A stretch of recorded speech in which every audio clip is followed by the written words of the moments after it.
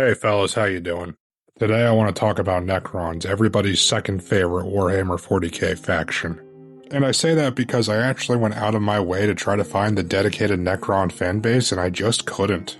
Like, Necron fans exist, don't get me wrong, but I couldn't find anybody who just plays Necrons.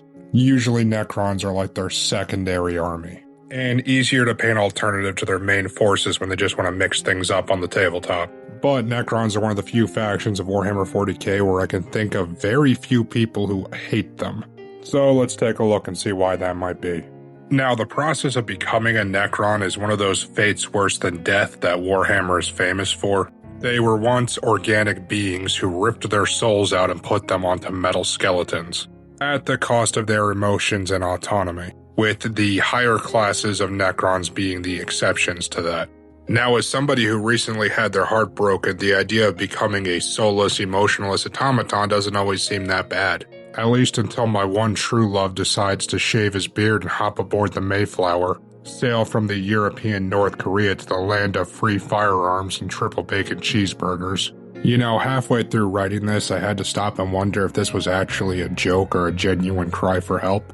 I'll let the armchair psychologist diagnose me in the comments. Anyway, let's get back on track.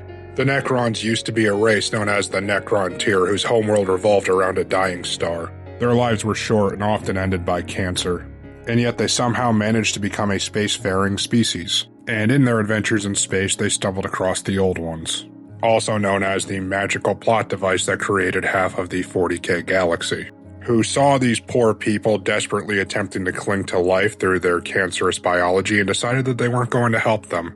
And then, surprise Pikachu face, the Necron tier declared war on them. So the Necron tier were sent back to their homeworld to lick their wounds, where they found something orbiting their sun, and eating it. And instead of getting mad at the thing that was actually killing them, they decided to make friends with it. And that is how the Necron tier began to worship the Satan, and it was all downhill from there. The Satan taught the Necron tier about a mysterious metal called necrodermis. A metal that is virtually indestructible and capable of regenerating itself even if reduced down to its basic atoms. And they taught the Necron tier about the process of biotransference in order to put themselves in these nearly indestructible metal bodies. And later convinced the king of all of the Necrons, Zarek the Silent King, to transfer the souls of every single living Necron into these necrodermis bodies, not realizing until it was too late that this made them virtually the slaves of the Satan. At least for the time being. With these new and improved cancer-proof bodies, they declared war against the Old Ones once more and basically broke the galaxy as it existed at the time, either eradicating the Old Ones or caused them to flee to a different galaxy. We're not entirely sure which. And when this was done, the leaders of the Necron tier people rebelled against the Satan and shattered them into shards, using said shards as weapons of mass destruction on the battlefield, at least after they wake up from their naps. Because the Necrons decided that the war in heaven was very exhausting and they wanted to take a 40,000-year nap, hence their absence during the Horus Heresy. As previously stated, Zarek is the once and future king of all Necrons. He disappeared for about 40,000 years searching for a way to undo the biotransference of his people and restore them to their organic forms, and has only recently returned to some level of prominency in the galaxy. I'm sorry, just a quick correction here, the Necron Great Sleep lasted for 60 million years, meaning the Silent King spent a long time exploring the galaxy and beyond to find the perfect hosts for his people, and it was he who discovered the Tyranids and how much of a threat they actually posed to the galaxy. So while the Tyranids would normally ignore the Necrons because their bodies are not organic and can thus not be used to create their bio-life forms, the Silent King wants to eradicate them because they are a threat to his people if they do ever become organic again. Zarek is also no fan of chaos and sees them as a threat to his empire as well, which may be the reason why he doesn't view the Eldar or the humans as viable hosts for his people. I do wonder what his opinions on the Tau might be, though. Beneath Zarek in the Necron hierarchy are the Pharaons, rulers of the Necron dynasties that are prone to infighting just like any other faction in the 41st millennium. Some view all organic life as a plague that needs to be eradicated, embracing their new metallic existence. Others eradicate organic life out of jealousy for what they used to be. All of these are incredibly powerful beings, probably about on par with a Primarch. At least they're supposed to be. I don't think that's always the case on the tabletop. A Necron-Pharaon awakening is an apocalyptic event that can reshape the power structure of the 41st millennium, and both the Deathwatch and Inquisition view the Necrons as potentially the single greatest threat in the galaxy, due to their nearly indestructible bodies, powerful weapons and technology, and just the vast quantity of unknown forces they have slumbering on any given world. Imhotep the Stormlord is probably the most accomplished of the pharaohs who have awakened in the 41st millennium. He seized control of the Sautek dynasty after its original pharaoh failed to wake up from the Great Sleep, and won a several decades-long civil war fighting against his fellow Necron overlords. He is one of the few Xenos faction leaders that can say he has defeated companies from 2 Space Marine chapters, the Flesh Terrors and the Iron Hands, in a single campaign. He also once defeated and removed the hand of Marshal Helbrecht of the Black Templars, forming a rivalry between the two that will only end when one of them is dead.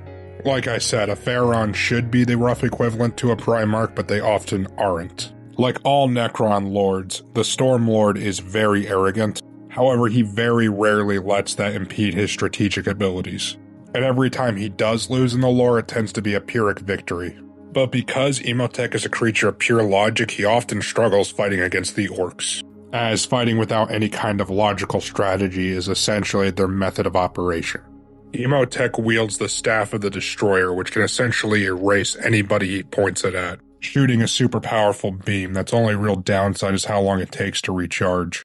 He also wields a Gauntlet of Fire, which is exactly what it sounds like it is, a glove that shoots green flames and melts things. He has a phase shifter so he can teleport in and out of combat at will, a powerful self-repair scarab known as a phylactery, a Sep internal weave that makes his necrodermis body even harder by lacing it with adamantium, and just in case he carries a round blood swarm nanoscarabs, which eat the armor of the enemy and make them bleed to attract packs of flayed ones.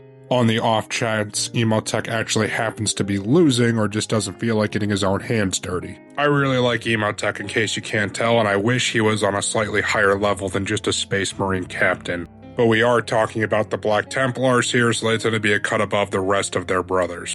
I don't know, I just feel like he should be closer to Gilliman than Helbrecht in the power scale. Necron overlords are what remains of the high aristocracy of the Necron tier people. Power-hungry and vain as you would expect from any noble in this setting, yet each and every one of them is a warrior statesman, capable of strategizing, organizing the resources of their tomb world, and fighting on a battlefield. And given the right circumstances, any of them can ascend to the rank of Pharaon. The overlords carry the pinnacle of Necron technology: staves of light, gauntlets of fire, hyperphase swords which can phase in and out of reality to ignore the armor of their victims, war scythes which function similarly to their swords, and other types of void blades that also phase in and out of reality, but void blades disintegrate you when they touch you. So that's neat.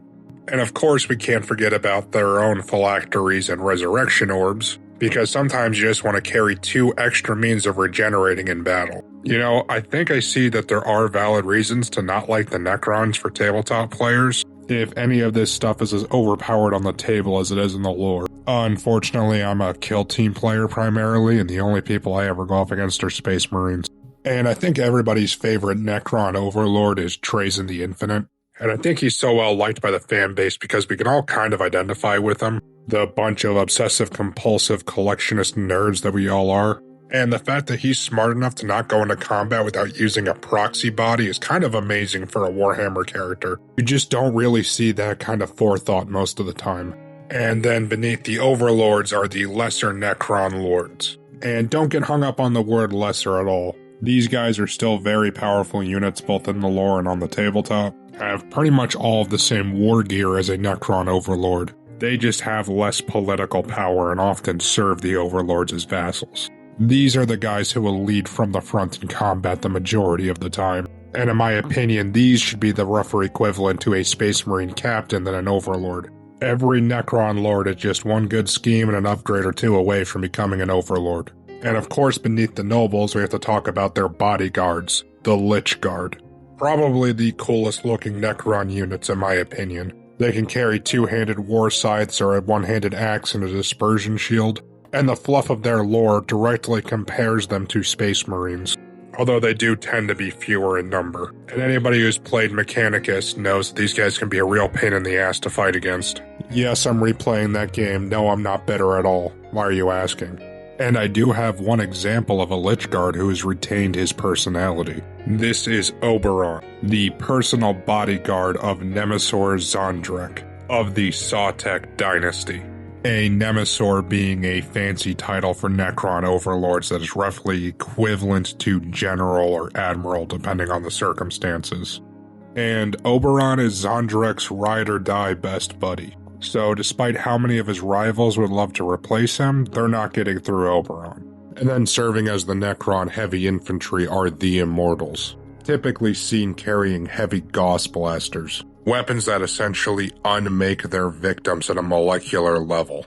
They're obviously taller and more heavily armored than a standard Necron warrior, the lowest of the low of Necron society, with maybe one exception we'll talk about in a minute. I'd like to talk a little bit about standard Necron weaponry for a little bit before we move on to the specialists and the deviants. See, even the most basic of Necron weapons are absolutely terrifying, as they destroy you at a subatomic level. They pull you towards them at the speed of light, one atom at a time.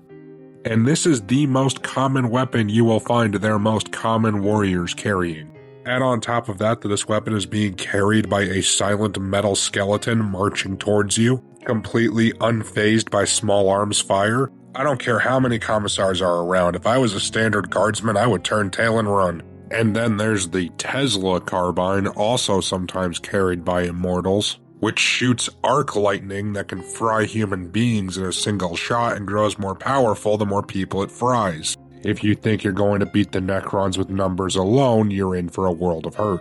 And it's not just the weapons either, the Necrons have their own magic too. All of the fluff material says that it's science, not actually magic, but it's virtually indistinguishable from chaos sorcery or just psyker powers.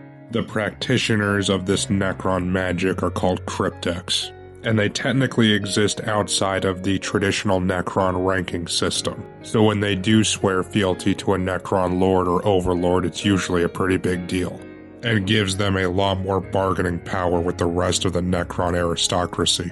They also serve the role of engineers for the Necrons, maintaining and improving their technology. So you can think of them as something as a middle ground between a Dark Eldar homunculus, a psyker, and a tech priest.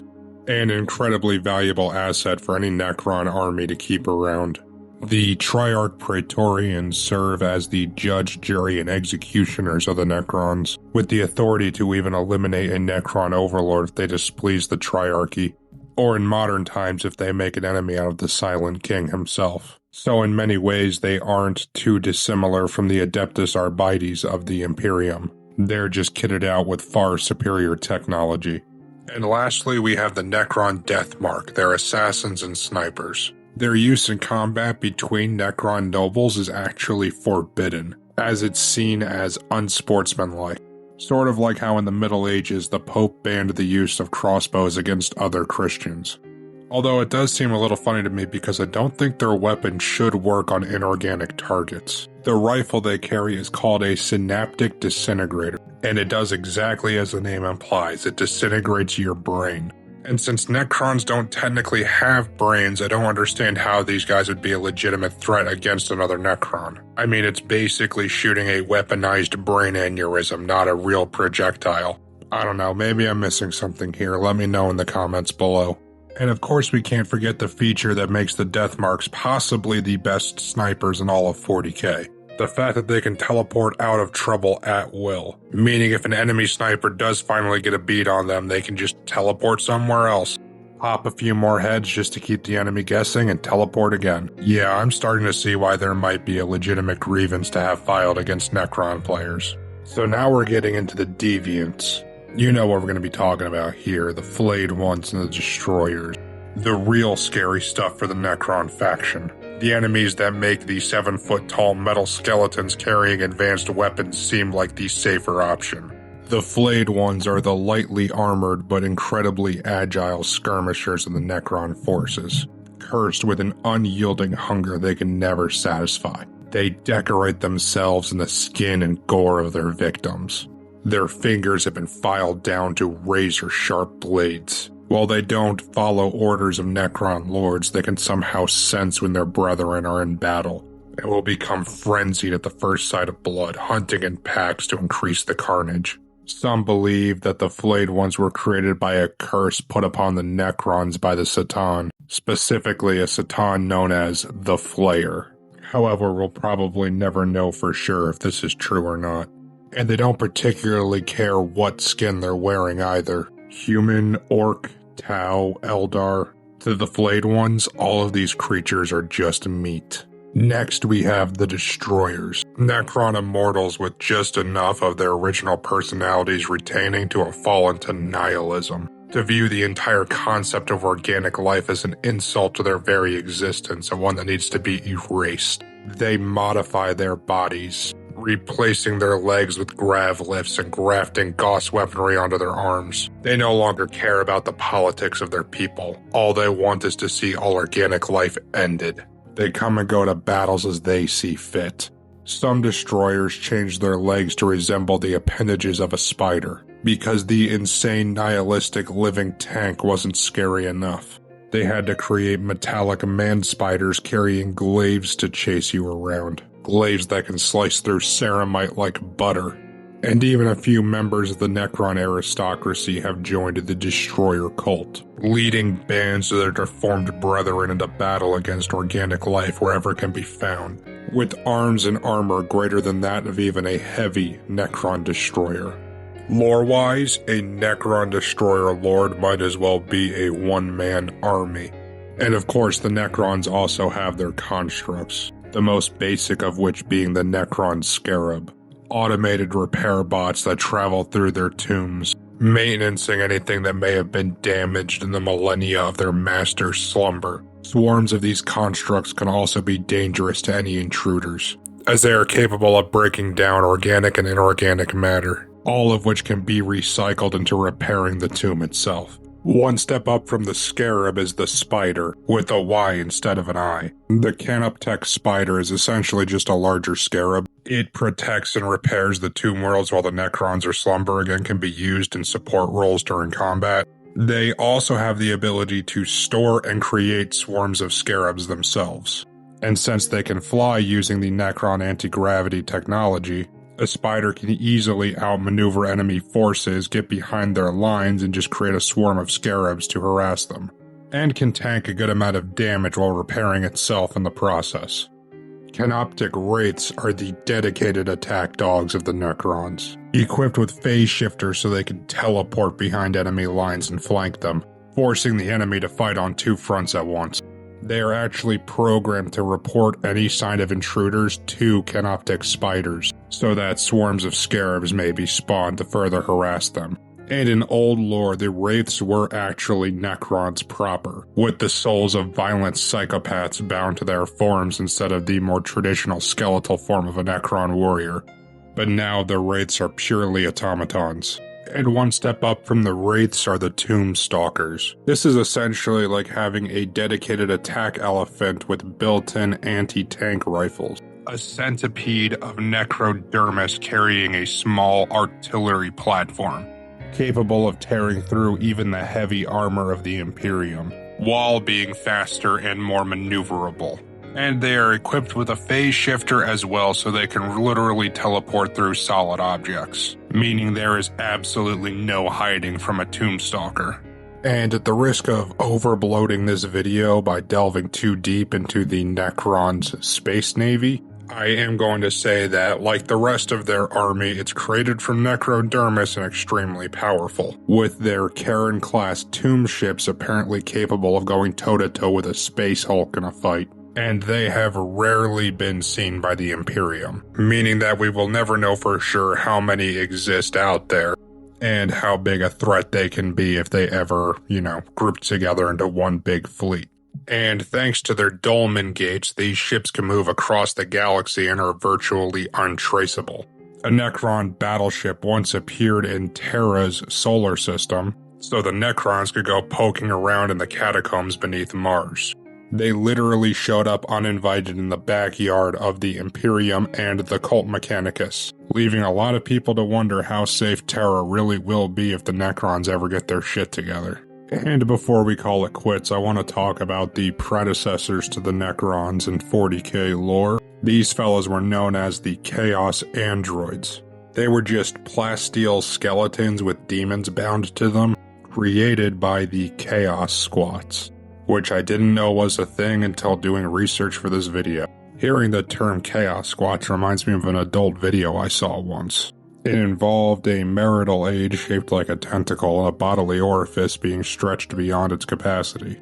It still haunts me sometimes. So those are the Necrons, and much like the Gene Stealer cults, this faction really surprised me. And I was ready to just write them off as the Tomb Kings in space and just leave it at there.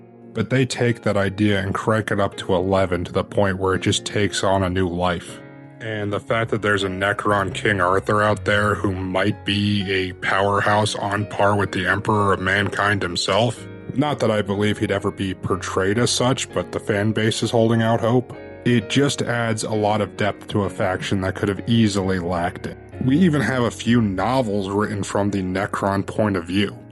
I haven't had the chance to get around to reading many of these yet, but I hear it really goes deep into how uncomfortable they are in their metallic bodies, and how that lack of comfort is slowly driving them insane, which is something we talked on when we talked about the Flayers and the Destroyers. And I always thought it would be kind of creepy if the Necrons dragged the survivors of their battles into their tombs and turned them into more Necron warriors, condemning others to share their fate. That's not canon or anything, I just thought it would add an extra level of creepy to the Necrons if they started doing stuff like that. There is a non-canon unit of Necrons known as Pariahs, which are something similar to that. They were essentially human blanks who were put into Necron skeletons, like entombed inside of them, if that makes sense. But as far as I can tell, they're not really canon outside of the Dawn of War games. Anyway, that's all I got for this one. You guys have a good one, you hear? Or else.